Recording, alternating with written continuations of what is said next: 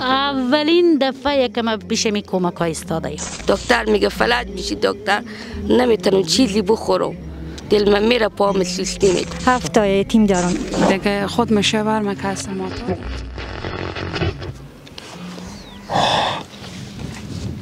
بسم الله الرحمن الرحیم.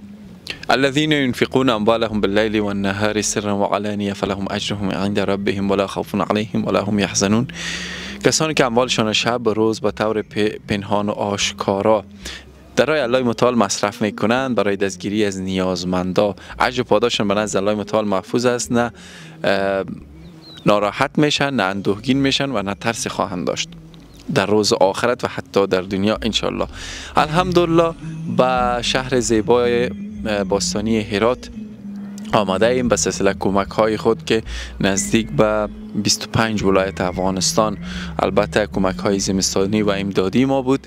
اینک رسیدیم به ولایت زیبای هرات و امروز 100 خانواده را دعوت کردیم و فردا 200 خانواده توزیع دیگری داریم.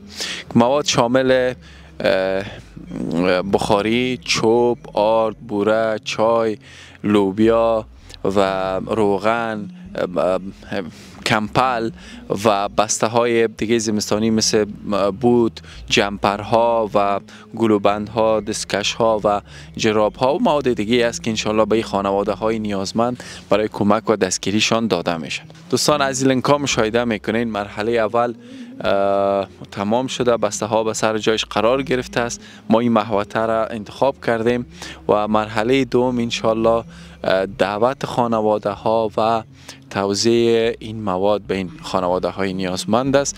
میریم به مرحله بعد و السلام علیکم و رحمت الله.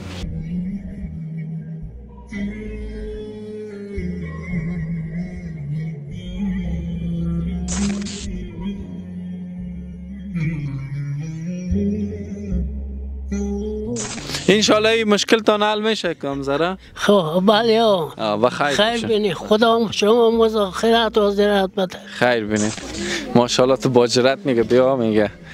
خوب هستی مادر جان؟ شما خوبین؟ سلامتی؟ زنده باشین. سلامت. ماشاءالله مردم ایران چه لهجه زیبایی دارن نه؟ تشکر. زنده باشین. و میشه در ارتباط با وضعیت اقتصادی بگوین که وضعیت اقتصادی مردم ایران خیلی به وضعیت بد قرار دارن. مردم ایران همه خصوصا امسال که برق نداشتیم، او نداشتیم، گاز نداشتیم، ایزون نداشتیم، دیگه خیلی کار ما زنده موندیم تالی. همین وضعیت ما. تا حالا کسی که تون کمک نکرد؟ اولین دفعه که من پیش می کمک ها ایستاده ام. به خیر استفاده کنیم مادر. ان شاء الله بدیم در آینده شما را داشته باشیم با خود. و نگفتین که کس کارگرم ندارین؟ که خانه کار نه همین زنایی که همین همینایی که بیشتر که من میشناسم همین نانآور خونه. خب که به هر شکلی باشه مجبورن که خرج خونه خو پیدا کنن. ناراحت نباشین خاله، ما میخوایم شما را شاد ببینیم. ارزش نداره دنیا اشکایتان بریزه. تشکر. بخیر باشین. بخیر باشین.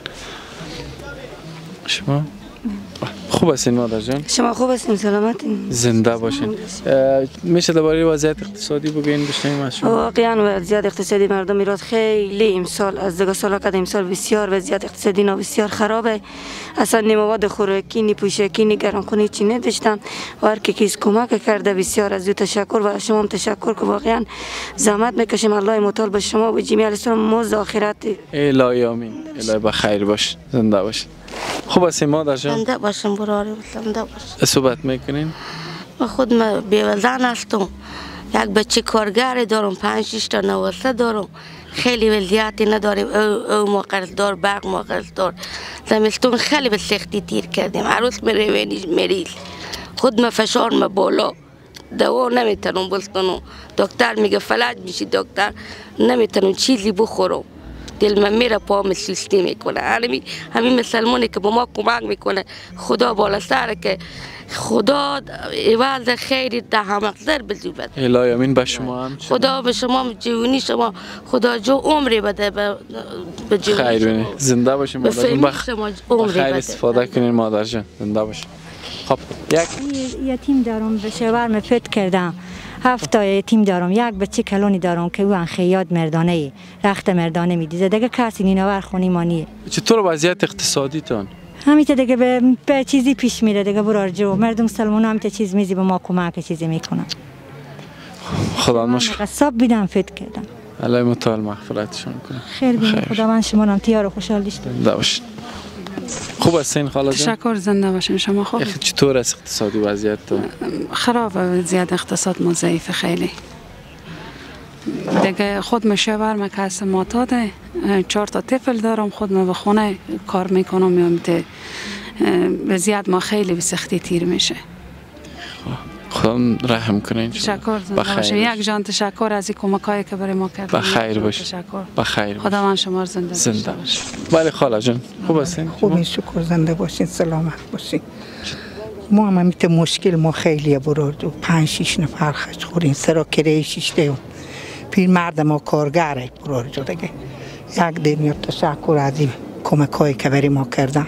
خیلی هم تشکر. بخیر باشین. بخیر استفاده مادر جان. خب دوستان عزیز این بود برنامه ما در هرات. فردا 200 خانواده دیگه کمک داریم ان شاء الله ما بتونیم که گره بیشتر از خانواده های نیازمند ان شاء الله از مشکلاتشان بکشاییم. لینک ها مشاهده میکنین. همه شما رو به الله یگانه میسپاریم. السلام علیکم و رحمت الله.